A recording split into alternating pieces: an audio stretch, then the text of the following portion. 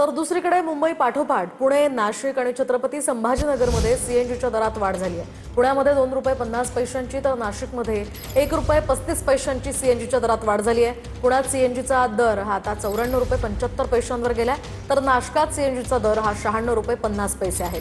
तिकडे छत्रपती संभाजीनगरमध्ये सुद्धा सीएनजीच्या दरात ₹2ची वाढ झाली आहे, त्यामुळे तिथे आता दर ₹103 गेलाय।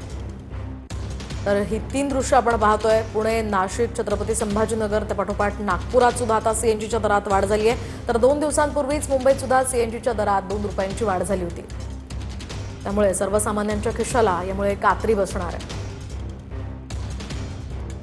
तर या पाठोपाठ आता नागपूरमध्ये सुद्धा सीएनजीच्या दरात ₹2ची वाढ झाली आहे। सीएनजीचे दर आता ₹94.90 पोहोचलेत। गेल्या 15 दिवसात नागपूरमध्ये सीएनजीच्या दरात ₹4ची वाढ करण्यात आली आहे। सीएनजीच्या दरवाढीमुळे टॅक्सीच्या भाड्यात सुद्धा आता वाढ होण्याची शक्यता आहे।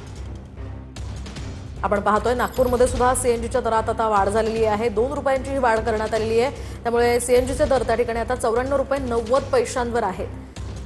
साधारणतः 4 वेळा ही सीएनजीची दरवाढ त्या ठिकाणी करण्यात आलेली आहे।